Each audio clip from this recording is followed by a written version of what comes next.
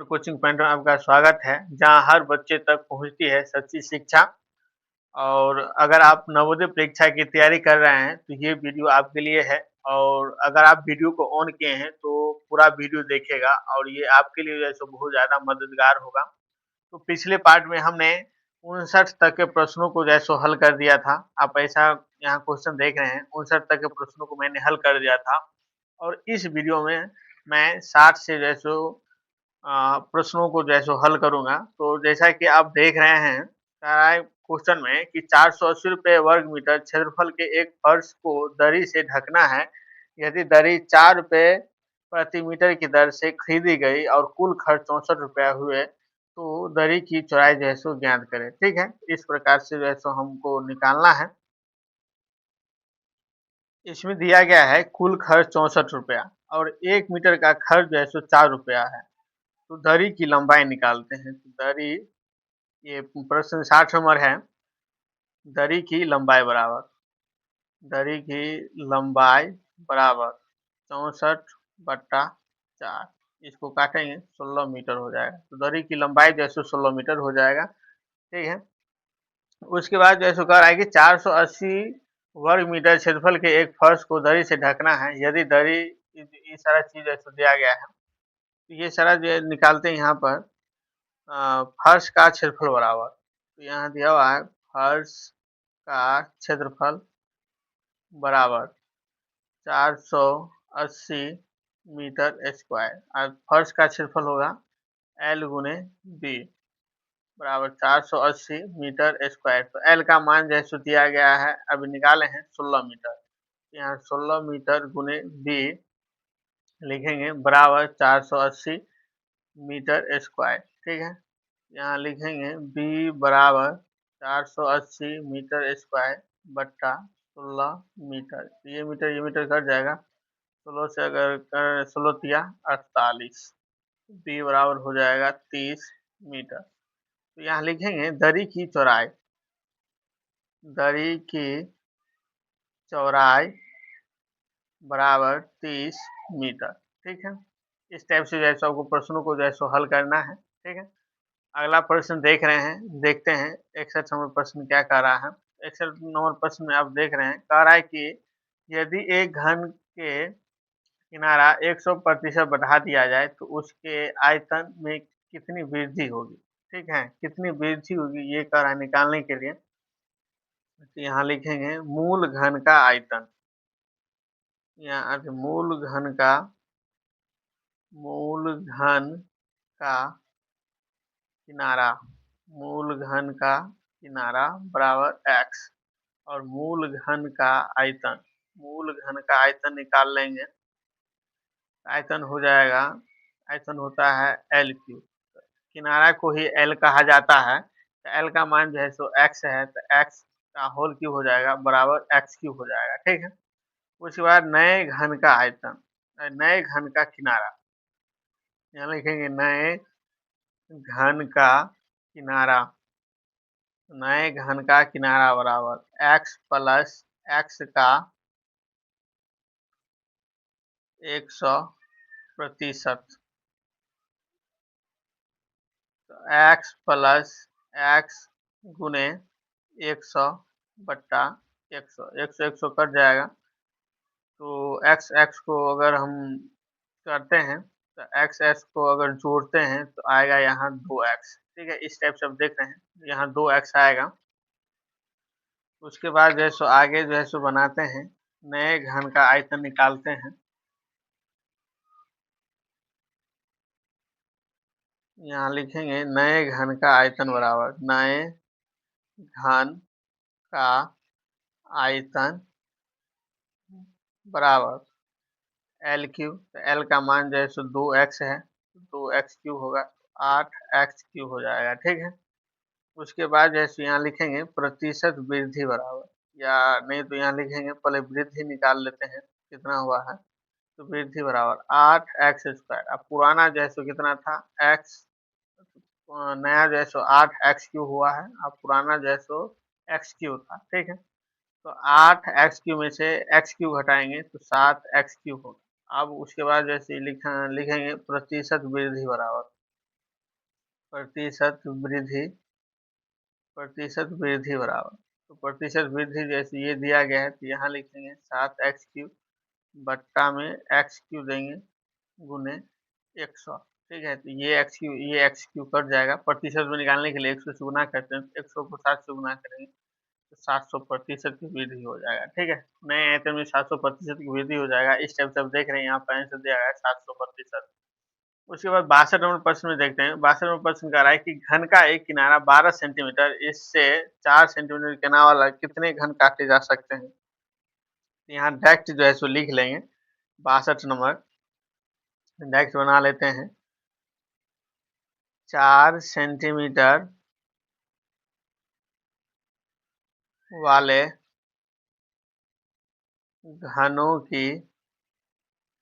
घनों की संख्या बराबर, यहाँ लिखेंगे बड़े घन का आयतन बट्टा छोटे घन का आयतन। ठीक है, छोटे घन का आयतन। तो बड़े घन की जो है सो भुजा देख लेते हैं। बड़े घन की भुजा जो दिया गया है 12 सेंटीमीटर और छोटे घन की भुजा जो दिया गया है 4 सेंटीमीटर। तो 12 सेंटीमीटर का होल क्यूब बट्टा 4 सेंटीमीटर का होल क्यूब। ठीक है, इसको जो है सो 12 सेंटीमीटर को 3 बार लिख लेंगे। 12 सेंटीमीटर गुने 12 सेंटीमीटर बट्टा 4 सेंटीमीटर गुने 4 सेंटीमीटर गुने 4 सेंटीमीटर। यहाँ 4 तिया 12 हो जाएगा। ये सेंटीमीटर कट गया। 4 तिया 12, ये सेंटीमीटर कट गया। ये सेंटीमीटर कट गया। 4 तिया 12, तो 3 तिया 9, 9 तिया 27। 27 घनों में जैसो इसको काटा जा सकता है। ठीक है, 4 सेंटीमीटर वाले घनों की संख्या जो होगा ना, ये 27 होगा। ठीक है, ये 27 हो जाएगा इसका आंसर। ठीक है, उसके बाद 63 नंबर प्रश्न देखते हैं। तो 63 नंबर प्रश्न में कह रहा है कि दो घनों की भुजाएं क्रमशः 2 सेंटीमीटर और 3 सेंटीमीटर है, तो उनके कुल पार्श्व पृष्ठों के क्षेत्रफलों का अनुपात जैसो ज्ञात करें। ठीक है, तो कुल पार्श्व पृष्ठों के क्षेत्रफलों का अनुपात जैसो क्षेत्रफलों का अनुपात कर रहा है। तो कुल पार्श्व पृष्ठों के क्षेत्रफलों का अनुपात डायरेक्ट यहाँ जैसे लिख लेते हैं, शॉर्टकट में बनाते हैं। यहाँ दिया गया है, यहाँ लिखेंगे कुल, 63 नंबर प्रश्न है, यहाँ लिखेंगे कुल पार्श्व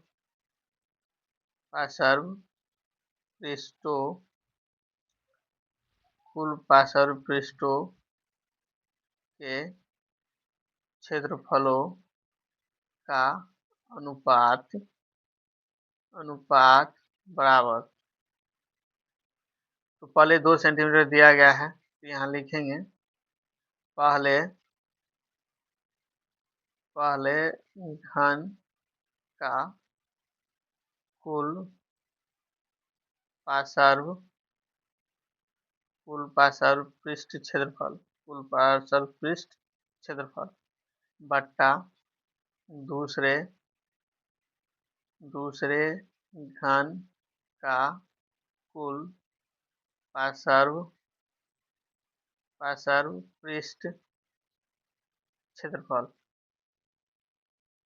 यहाँ जैसे पहले घन का जैसे कितना दिया गया है 2 सेंटीमीटर। ठीक है, तो यहाँ 2 कुल घनों का कुल पार्श्व पृष्ठ क्षेत्रफल क्या होता है, तो 6L² बट्टा 6L1 दे देते हैं, यहाँ 6L2 का होल स्क्वायर। ठीक है, तो 6L का मान जैसे 2 सेंटीमीटर है, तो 2 सेंटीमीटर गुने 2 सेंटीमीटर बट्टा 6 गुने 3 सेंटीमीटर गुने 3 सेंटीमीटर। ठीक है, यहाँ 6 से 6 जो है सो कट जाएगा, सेंटीमीटर कट गया, तो 2 दूनी 4 और 3 तिया 9, इसका हो जाएगा 4:9। ठीक है, इस टाइप से इसका जो है सो आंसर निकल जाएगा। यहाँ 4:9 जो है सो आप देख सकते हैं, ये 4/9 दिया गया है। ठीक है, डायरेक्ट जैसे यहाँ 4/9 आंसर दे देगा, तो यही जो है सो हो जाएगा। अगला प्रश्न कह रहा है कि दो घनों की भुजाएं क्रमशः 3 सेंटीमीटर और 4 सेंटीमीटर है, तो इनके आयतनों का अनुपात। तो दो घनों के आयतनों का अनुपात यहाँ लिखेंगे। 64 नंबर, दो घनों के आयतनों आयतनों का अनुपात बराबर।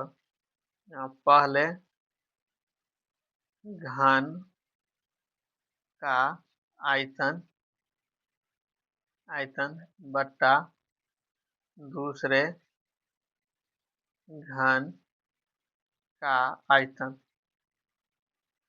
तो पहले घन का आयतन जो है सो पहले घन का जो है सो भुजा दिया गया है 3 सेंटीमीटर, तो 3 सेंटीमीटर का होल क्यूब, और दूसरे का दिया गया है 4 सेंटीमीटर, तो 4 सेंटीमीटर का होल क्यूब। दोनों को अगर गुना करेंगे तो 3 3 9 तिया 27 सेंटीमीटर क्यूब हो जाएगा, और इसका हो जाएगा 4 जगह 16 16 का 64 सेंटीमीटर क्यूब। तो सेंटीमीटर क्यूब कट गया, इसका हो जाएगा 27:64। ठीक है, आंसर देख लेते हैं इसका दिया हुआ है कि नहीं। अब देख रहे हैं 27:64 जैसे दिया गया है। अगला प्रश्न है कि किसी वर्ग की प्रत्येक भुजा को 3 गुनी कर दी जाए तो उसका क्षेत्रफल पहले वर्ग के क्षेत्रफल का कितना गुना हो जाएगा। तो पहले मूल वर्ग की भुजा लिखेंगे यहाँ पर, ठीक है, मूल वर्ग की भुजा।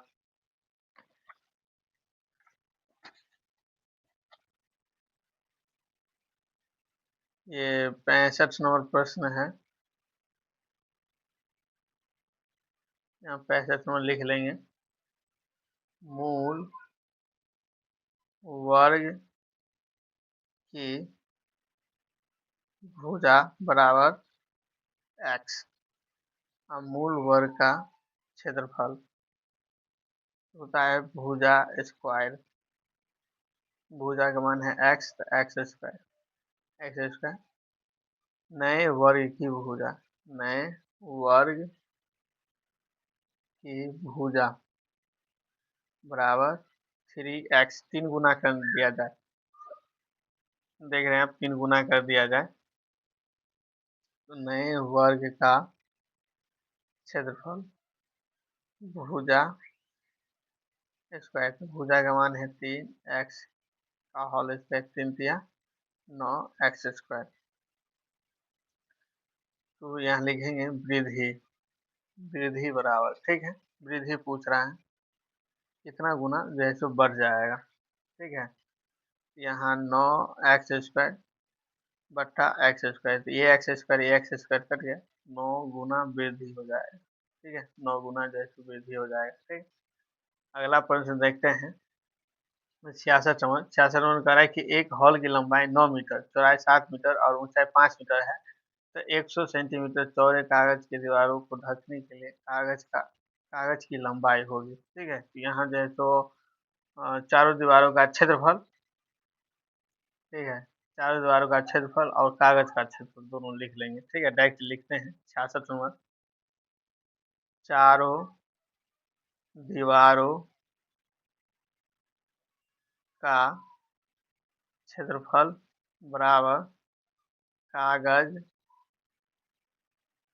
का क्षेत्रफल। तो चारों दीवारों का क्षेत्रफल होता है 2 इंटू एल प्लस बी गुने एच, और इसका होता है एल गुने बी। ठीक है, तो इस टाइप से जैसे हम देख लेंगे तो एल का मान जैसे चारों दीवारों का कितना दिया गया है, तो 9 7 5 दिया गया है। ठीक है, तो यहाँ 9 प्लस 7 प्लस गुने 5, ये सब मीटर में दिया गया है, और ये जो है सो इसका चौड़ाई जो है सो 100 सेंटीमीटर दिया गया है, तो 100 सेंटीमीटर को मीटर में बदलने के लिए जो है सो 100 से भाग देंगे तो 1 मीटर हो जाएगा। ठीक है, यहाँ लिखेंगे 1 मीटर गुने बी। 9 और 7 9 और 7 16 हो जाएगा, गुने 5 बराबर 1 मीटर गुने बी। तो यहाँ 16 पंचे 80 बराबर 1 मीटर गुने बी। 160 बराबर 1 मीटर गुने बी। 160 में 1 से भाग देंगे तो 160 ही रहेगा, बी बराबर 160 मीटर। इसका जो है सो इसका लंबाई जो है सो 160 मीटर हो जाएगा। ठीक है, लंबाई जो है सो 160 मीटर हो जाएगा। यहाँ जो है सो हम एल का मान लिख दिए हैं, लेकिन एल का मान नहीं होगा, ये बी का मान होगा। इस टाइप से अगर बनाते हैं तो कोई भी फर्क नहीं पड़ेगा, बस एल की जगह पे जैसे वो कोई लिख देना है, ठीक है। तो इसका एल का मान जैसे लंबाई हो जाएगा 160 मीटर। दोनों को गुना ही करना है, इसीलिए एल का मान और बी का मान जैसे अगर दोनों में से एक का मान दिया हुआ है तो आप कहीं भी लिख सकते हैं, इसकी कोई दिक्कत नहीं होगा, कोई भी परेशानी नहीं होगा। आप इसको सुधार लीजिएगा। जहाँ 1 मीटर दिया हो गया है, वहाँ जो है सो आपको एल लिखना है, और जहाँ बी दिया हुआ है, वहाँ 1 मीटर लिखना है, ठीक है? आपको कोई भी परेशानी नहीं होगा, इसी टाइप से आप बनाइएगा, ये सेम टू सेम जैसा आंसर आएगा। तो बी एल बराबर जो है सो हो जाएगा, इसका लंबाई जो है सो हो जाएगा 160 मीटर, ठीक है? अगर वीडियो पसंद आया हो तो लाइक, शेयर और सब्सक्राइब ज़रूर करें, क्योंकि ज्ञान बाँटने से जो है सो बढ़ता है, ठीक है? और पूरा वीडियो देखने के लिए धन्यवाद।